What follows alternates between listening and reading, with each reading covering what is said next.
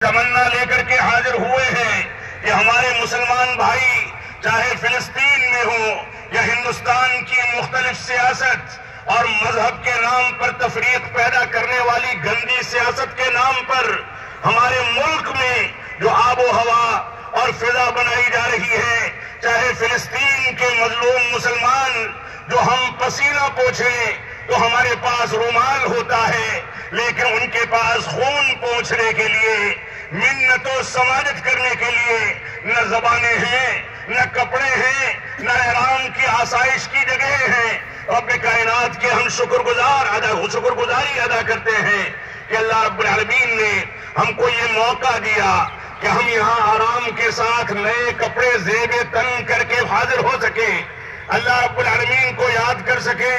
اس پر رب کائنات کا جتنا شکر ادا کیا جائے کم ہے۔ اللہ اکبر، اللہ اکبر، لا الہ الا اللہ، واللہ اکبر، اللہ اکبر وللہ الحمد، اللہ اکبر، اللہ اکبر، لا الہ الا اللہ، واللہ اکبر،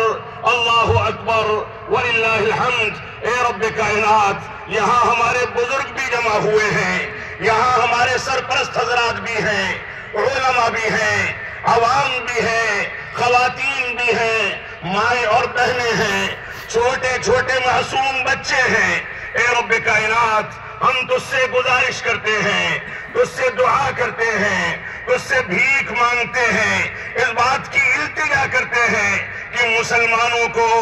سنت کی طرف رجوع کرنے کی توفیق عطا فرما، مسلمانوں کو توفیق عطا فرما کہ مسلمان بدعات و خرافات سے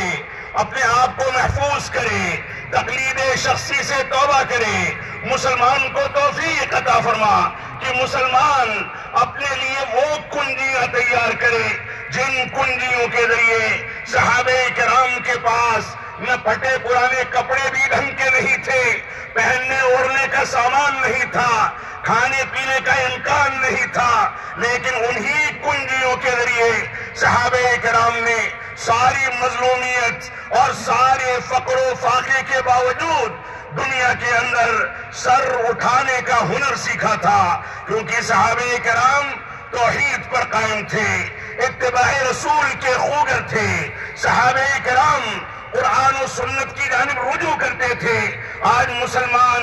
کروڑوں اور کھربوں کی تعداد میں غلط انداز کی فکر اور غلط انداز کے دین کو لے کر کے چلنے کے نتیجے میں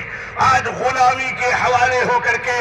پستی اور تنزلی کی زندگی گزار رہا ہے۔ رب کائنات ہم کو دین کی جانب رجوع کرنے کی توفیق عطا فرمائے۔ آج خوشی کے اس دن میں میں یہ نہیں چاہتا کہ کسی کا زخم کریدا جائے۔ آج خوشی کی اس گھڑی میں یہ بات مناسب نہیں ہے کہ مسلمانوں کے اوپر ان کے عمل کو لے کر کے تنقید کی جائے، لیکن کیا کیا جائے؟ رمضان آیا اور گزر گیا، رمضان میں مسجدیں آباد ہو گئی، لیکن میں قسم کھا کر کے کہہ سکتا ہوں کہ آج بھی صلاۃ فجر میں مسجدیں ویران تھیں اور صلاۃ ظہر سے مسجدیں مزید ویران ہونے والی ہیں۔ ہمارا رب جس نے ہم کو پیدا کیا ہے، اس نے کل بھی ہمارے اوپر انعامات کیے تھے، اب بھی انعامات کرتا ہے، مستقبل میں بھی ہمارا کفیل اور ہمارے اوپر انعامات کرنے والا وہی رب کریم ہے۔ اس کی شکر گزاری سے ذرہ برابر غفلت یہ مسلمانوں کے لیے تباہی کا سامان ہے۔ ہماری ذمہ داری ہے کہ اللہ رب العالمین کی توحید کو سمجھے، ہماری ذمہ داری ہے کہ قرآن و سنت کی جانب رجوع کریں۔ اللہ رب العالمین کا فرمان ہے، سورۃ النور میں اللہ رب العالمین نے ارشاد فرمایا، وعد اللہ الذین آمنوا منکم وعملوا الصالحات ليستخلفنهم في الأرض كما استخلف الذين من قبلهم وليمكنن لهم دينهم الذي ارتضى لهم وليبدلنهم من بعد خوفهم أمنا يعبدونني لا يشركون بي شيئا۔ رب کائنات نے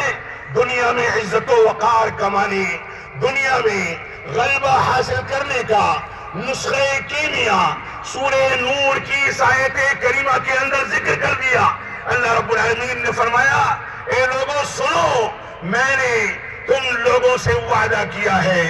ان لوگوں سے وعدہ کیا ہے جو ایمان کے تقاضوں کی تکمیل کرتے ہیں، ان لوگوں سے وعدہ کیا ہے جو اعمال صالحہ کے مطابق زندگی کو ڈھالتے ہیں، ان لوگوں سے وعدہ کیا ہے جو قرآن و سنت کے مطابق اور عظمت صحابہ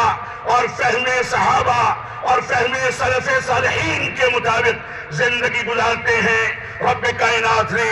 اس آیت کریمہ کو اب سے 1450 سال پہلے نازل کر کے اعلان کر دیا۔ یہ وعدہ رب کائنات کا برحق وعدہ ہے۔ رب کائنات کا وعدہ جھوٹا نہیں ہو سکتا، رب کائنات کی کہی ہوئی بات غیر ثابت نہیں ہو سکتی۔ رب کائنات نے واضح انداز میں ارشاد فرمایا کہ اللہ رب العالمین نے ایمان لانے والوں سے، اعمال صالحہ کرنے والوں سے یہ وعدہ کیا ہے کہ تم لوگوں کو اس روئے زمین پر خلافت اور غلبہ عطا فرمائے گا، ویسے ہی خلافت اور غلبہ عطا فرمائے گا جیسے ماضی کی قوموں کو عزت و وقار دیا گیا، ان کو اختیارات دیے گئے، ان کو دنیا کے سامنے آنکھوں سے آنکھیں ملانے کا ہنر سکھایا گیا، ان کو عزت و وقار سے نوازا گیا۔ فرمایا اور تم لوگوں کو اسی ایمان اور عمل صالح کی بنیاد پر رب کائنات دنیا کے اندر غلبہ عطا فرما کر کے رب کائنات نے فرمایا اس دین کی توفیق عطا فرمائے گا جو دین رب کائنات کا پسندیدہ دین ہے۔ اور معاف فرمائیں گے، پسندیدہ دین کسی امام کی تقلید نہیں ہوتا، پسندیدہ دین اپنی رائے کی بنیاد کا فتویٰ نہیں ہوتا، پسندیدہ دین رب کائنات کا وہ دین ہے جو زبان رسالت سے اور صحابہ کرام کی تربیت کے ذریعے ان کے عمل اور ان کے فہم کے نتیجے میں ہم کو حاصل ہوتا ہے۔ اور یہ فہم، یہ دین ائمہ اربعہ کی پیدائش سے بہت پہلے مکمل ہو چکا تھا۔ ہماری ذمہ داری ہے کہ اس دین کی جانب رجوع کریں۔ تو رب کائنات نے فرمایا اپنے پسندیدہ دین کی وہ توفیق عطا فرمائے گا، اور ان کے خوف کو، ان کی بے چینی کو، ان کی بے تابی کو، ان کی مصیبتوں کو، ان کی مشکلات کو رب کائنات امن و سلامتی اور آسانیوں سے بدل دے گا۔ لیکن فرمایا یعبدوننی لا یشرکون بی شیئا، سنو دو بنیادی شرطیں ہیں کہ وہ صرف میری عبادت کرتے ہوں، توحید اور اس کے تقاضوں کے مطابق زندگی گزارے، صرف میری عبادت کرے، لا یشرکون بی شیئا، اور میرے ساتھ کسی کو شریک نہ ٹھہرائیں۔ یہ دو بنیادی شرطیں دین پر چلنے، دنیا میں غلبہ حاصل کرنے، عزت و وقار کے ساتھ زندگی گزارنے، آنکھوں سے آنکھیں ملا کر کے زندگی کا ہنر سیکھنے کے لیے لازمی اور ضروری ہے۔ اللہ رب العالمین نے ارشاد فرمایا تھا وَكَانَ حَقًّا عَلَيْنَا نَصْرُ الْمُؤْمِنِينَ، اے لوگوں سنو، ہمارے اوپر لازم ہے، ہم نے اپنے لیے ضروری کر لیا ہے کہ ہم مومنوں کی مدد کریں گے، مومنوں کے نگہبان بنیں گے، مومنوں کا تعاون کریں گے۔ اگر آج ہمارا تعاون اور رب کائنات کی نصرت ہمارے شامل حال نہیں ہے تو گویا ہم حقیقت میں مومن باقی نہیں رہے، مسلمان باقی نہیں رہے، ہم نے اسلامی معاملات کے بجائے دنیا داری کو ترجیح دے دی۔ رب کائنات ہم کو قرآن و سنت کی پیروی کرنے کی توفیق عطا فرمائے۔ یہ بھی رب کائنات کا وعدہ ہے۔ رب کائنات نے فرمایا ان اللہ یدافع عن الذین آمنوا، اللہ رب العالمین جو لوگ ایمان لائے ہیں، سچے مومن ہیں، اللہ رب العالمین دشمنوں سے خود نپٹنے والا ہے، ان لوگوں کا تعاون کرنے والا ہے۔ آج کے دور میں اگر ہم اپنی زندگی کا جائزہ لیں اور اس کے نتیجے میں اس بات کا جائزہ لیں کہ ہم جن احوال سے گزر رہے ہیں ان کا سبب کیا ہے، تو ایسی صورت میں ابن ماجہ کی دو روایتوں کا خلاصہ آپ کے سامنے پیش کرنا چاہتا ہوں۔ عبداللہ بن عمر رضی اللہ تعالیٰ عنہما فرماتے ہیں اقبل علینا رسول اللہ صلی اللہ علیہ وسلم، اللہ کے نبی صلی اللہ علیہ وسلم ہمارے سامنے آئے، ہمارا مواجہہ کیا، ہم کو نصیحتیں کی، اور اس کے بعد فرمایا یا معشر المہاجرین، اے مہاجر لوگوں سنو، خمس اذا ابتلیتم بہن واعوذ باللہ ان تدرکوہن، 5 ایسی چیزیں ہیں اگر تم کو لاحق ہو جائیں گی تو اس کے نتیجے میں رب کائنات تم کو اپنے مختلف عذابوں میں مبتلا کر کے تباہی کی طرف دھکیل دے گا۔ رسول اکرم صلی اللہ علیہ وسلم رحمت للعالمین تھے، آپ امت کے لیے مہربان تھے، آپ نے فوراً دعا فرمائی وَأَعُوذُ بِاللَّهِ أَن تُدْرِكُوهُنَّ، میں دعا کرتا ہوں، میں پناہ مانگتا ہوں رب کائنات سے کہ کہیں ان میں سے کوئی چیز تم کو لاحق نہ ہو جائے۔ پہلی چیز فرمایا جب کسی قوم میں اعلانیہ طور پر فحش کاری کو انجام دینے کا طریقہ شروع ہو جاتا ہے، ہماری بچیاں بے پردہ نکلے، باریک لباس پہنے، اسلامی حجاب کا کوئی تصور نہ پایا جائے، باہر نکل کر کے اجنبی لڑکوں سے بات چیت کی جائے، بے تکلف ہو، ویڈیو کال، اور رات بھر موبائل فون کے فتنے میں ہماری بچیوں کو اجنبی لڑکوں کے جھانسے میں پھنسنے کا موقع ملتا رہے، ہماری بچیاں دین کو چھوڑ کر کے مرتد ہو کر کے دوسری اقوام کے لڑکوں کے ساتھ بھاگ کر کے شادیاں کریں۔ اللہ کے نبی صلی اللہ علیہ وسلم نے بہت پہلے فرما دیا تھا کہ جب کسی قوم میں اعلانیہ طور پر فحش کاری پھیلنے لگتی ہے تو رب کائنات ان میں طاعون یعنی وبائی بیماریاں، اور ابھی ہم کرونا کے دور سے گزرے ہیں، ہمارے کتنے نوجوان، کتنے بچے، کتنے بزرگ اسی کرونا میں مبتلا ہو کر کے اس دنیا سے رخصت ہو گئے، یہ بھی اسی کا نتیجہ تھا۔ تو فرمایا جب فحش کاری اعلانیہ طور پر کی جاتی ہے تو ان میں وبائی بیماریاں اور ایسی بیماریاں پھیلا دی جاتی ہیں جو بیماریاں اس سے پہلے ان کے اوپر نازل نہیں ہوئی ہیں۔ دوسری چیز جب ناپ تول میں کمی کی جاتی ہے، ناپ تول میں کمی کرنے کا شاخسانہ،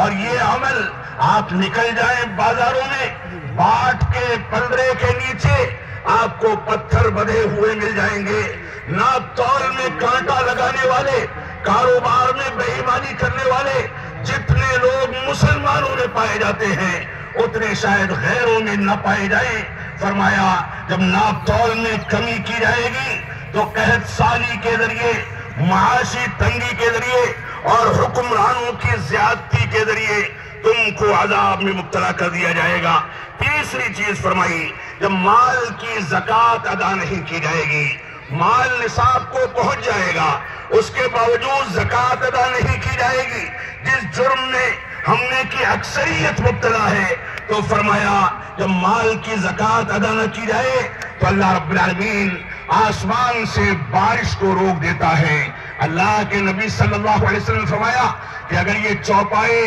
اور جانور نہ ہوتے تو ایک قطرہ بھی آسمان سے نازل نہ کیا جاتا۔ یہ زکوٰۃ ادا کرنا آج ساری دنیا کو پانی کے بارے میں جو چیلنجز لاحق ہیں، اللہ کی قسم اگر زکوٰۃ ادا کی جانے لگے تو دنیا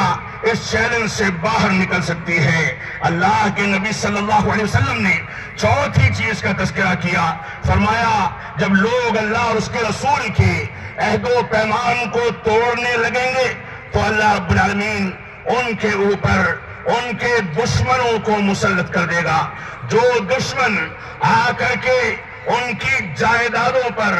غاصبانہ قبضہ کریں گے، ان کے مال و دولت کو چھین لیں گے، اللہ اور اس کے رسول کا عہد و پیمان کیا ہے؟ بعض علماء کہتے ہیں یہ عہد و پیمان دوسری قوموں کے حقوق ادا کرنے کے ضمن میں بھی ہمارے اوپر واجب کیا گیا۔ اللہ اور اس کے رسول کا عہد و پیمان یہ ہے کہ ہم توحید کے تقاضوں کے مطابق چلیں، عہد و پیمان یہ ہے کہ سنت رسول کا حق ادا کیا جائے، عہد و پیمان یہ ہے کہ صحابہ کرام کی عظمت اور ان کے مقام کو سمجھا جائے، عہد و پیمان یہ ہے کہ توحید کے ساتھ کھلواڑ کرنے والوں سے برات کا اعلان کیا جائے، اتباع رسول کی خلاف ورزی کرنے والوں سے دوری اختیار کی جائے۔ عہد و پیمان یہ ہے کہ صحابہ کرام کی توہین اور تنقیص کرنے والوں سے انسان عداوت اور برات کا اعلان کرے۔ عہد و پیمان جب توڑے جاتے ہیں تو ایسی صورت میں دشمنوں کو مسلط کر دیا جاتا ہے۔ آج وقف بل کے نام سے مسلمان جس آزمائش کے دور سے گزر رہا ہے، یہ یقیناً تکلیف کا معاملہ ہے۔ ہم ملک کے ذمہ داران سے اپیل کرتے ہیں کہ اس میں انصاف سے کام لیا جائے، کیونکہ ناانصافی ہمیشہ غلط نتائج نکالتی ہے، لیکن ہماری ذمہ داری یہ بھی ہے کہ ہم عہد و پیمان کو پورا کریں۔ عہد و پیمان کو توڑنے اور اس کے تقاضوں سے دوری اختیار کرنے کے نتیجے میں آج ہمارے اوپر ہمارے دشمنوں کو ایسا مسلط کیا گیا ہے کہ مسلمانوں نے جن جائیدادوں کو وقف کیا تھا ان پر غاصبانہ نظریں ڈالنے کی سعی کی جا رہی ہے۔ رب کائنات ہم کو رجوع کرنے کی توفیق عطا فرمائے۔ پانچویں چیز، رسول اکرم صلی اللہ علیہ وسلم نے فرمایا، جب حکمرانوں میں اللہ اور اس کے رسول کی کتاب کے مطابق فیصلے کرنے کی روش ختم ہو جاتی ہے، وہ اس سے دوری اختیار کر لیتے ہیں، تو اللہ رب العالمین ان میں پھوٹ ڈال دیتا ہے، اختلاف و انتشار ہوتا ہے۔ آج مسلمان مختلف مکاتب فکر اور مختلف مسالک کے بہانے سے، مختلف ائمہ کی تقلید کے بہانے سے جس انداز سے منتشر ہے، یہ حقیقت میں اللہ اور اس کے رسول کے پیمان، اللہ اور اس کے رسول کے فرمان، اللہ اور اس کے رسول کے احکامات کو نظر انداز کر دینے کا نتیجہ ہے۔ رب کائنات ہم کو توفیق عطا فرمائے کہ ہم ان چیزوں کے بارے میں نظر ثانی کریں۔ اور ابن ماجہ ہی کی ایک دوسری صحیح روایت ہے، علامہ البانی رحمۃ اللہ علیہ نے صحیح قرار دیا۔ اس نے فرمایا، اللہ کے نبی صلی اللہ علیہ وسلم نے ان قریب ایسا دور آنے والا ہے کہ تم لوگ شراب پیو گے، شراب کے نام بدل بدل کر کے اس کو استعمال کرو گے، ایسے ہی گانے بجانے اور موسیقی کے آلات تمہارے درمیان عام ہو جائیں گے۔ اس کا نتیجہ یہ ہوگا کہ رب کائنات تمہارے چہروں کو مس کر دے گا، زمین پھاڑ دی جائے گی، پوری بستیاں اس کے اندر دفن ہو جائیں گی، آسمان سے اور زمین سے عذاب نازل ہوگا۔ ایسے ہی رب کائنات تم کو سور اور بندر بنا دے گا، یعنی تمہارے چہرے بگاڑ دیے جائیں گے۔ یہ صورتحال اگر ان 7 خرابیوں کے بارے میں ہم غور و تدبر کریں تو مسلمان کہیں نہ کہیں ان چیزوں میں ملوث نظر آتا ہے۔ رب کائنات ہم کو دین کی جانب رجوع کرنے کی توفیق عطا فرمائے۔ عمر بن خطاب رضی اللہ تعالیٰ نے فرمایا تھا، اپنے دور خلافت میں فرمایا تھا، نحن قوم اعزنا اللہ بالاسلام فمہما ابتغینا العزت فی غیرہ اذلنا اللہ۔ فرمایا تھا ہم وہ قوم ہیں اس قوم کو رب کائنات نے اسلام کے ذریعے عزت و وقار دیا تھا۔ اگر ہم اسلام کے طریقے کو چھوڑ کر کے کسی دوسری چیز میں عزت و وقار کمانا چاہیں گے، کسی دوسری چیز کو اپنا لیں گے، اذلنا اللہ، تو رب کائنات ہم کو ذلیل و خوار کر دے گا۔ آج سماجی خرابیوں میں آپ صلہ رحمی کے بارے میں مسلمانوں کا وتیرہ دیکھ لیں، ماں باپ کی ناقدری، رشتہ داروں کو توڑنا، سود خوری، خواتین کے حقوق کے بارے میں لاپرواہی، حرام و حلال کی تمیز کے بارے میں مجرمانہ کوششیں، ایسے ہی جھوٹ، فریب، نشہ آور چیزوں کا استعمال، دھوکہ دھڑی اور نہ جانے کون کون سی چیزیں معاشرے میں عام ہوتی چلی جا رہی ہیں۔ ہم ملکی احوال کے تناظر میں اس بات کو شدت کے ساتھ محسوس کرتے ہیں کہ ہمارے ملک میں بعض شر پسند عناصر نے ملکی قوانین کو ہاتھ میں لے کر کے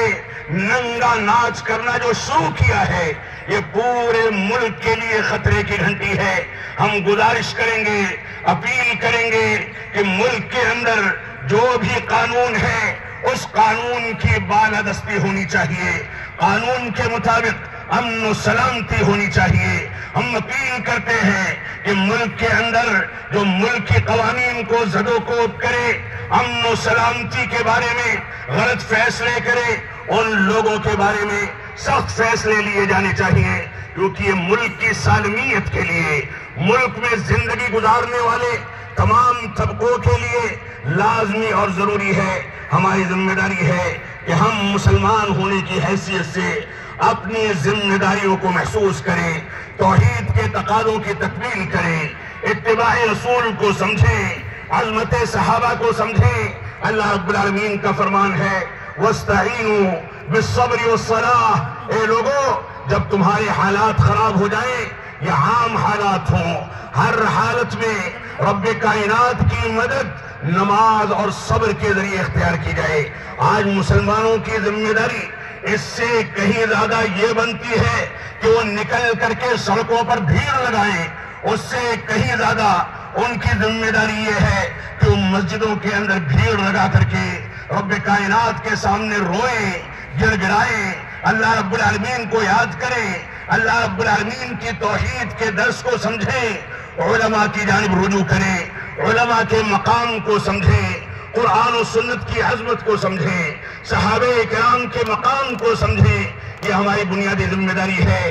ہم صف اول کے ہر دور میں شہسوار رہے، تاریخ اسلام کو اٹھا کر کے دیکھ لیں، ہر دور میں مسلمانوں کو نشانہ بنانے کی کوششیں کی گئی اور مسلمان دشمنان اسلام کے بالمقابل صف اول کا شہسوار رہا، لیکن آج مسلمان اس میں ناکام اس لیے ہے کہ صف اول کے جو اوصاف ہونے چاہیے، صف اول میں باقی رہنے کے لیے جو صفتیں ہونی چاہیے، مسلمانوں کے یہاں وہ معدوم ہیں۔ لہذا مسلمان اپنی گریبان میں جھانکے، اپنے اوپر نظر ثانی کرے، قرآن و سنت کی جانب رجوع کرے، توحید کا سبق پڑھے، اتباع رسول کے مطابق زندگی کو ڈھالے، عظمت صحابہ کو سمجھے۔ آج مسلمانوں کی صفوں میں صحابہ کرام کی تنقیص و توہین کرنے والے، توحید کا بائیکاٹ کرنے والے، اتباع رسول کے سبق کو پڑھانے کے بجائے اس کی مخالفت کرنے والے بھرے پڑے ہیں، اور یہی افراد مسلمانوں کے لیے مشکلات کھڑی کرتے ہیں۔ ہم ملک کے اندر ایک باعزت شہری، قانون کا احترام کرنے والے شہری کی حیثیت سے زندگی گزارتے ہیں۔ رب کا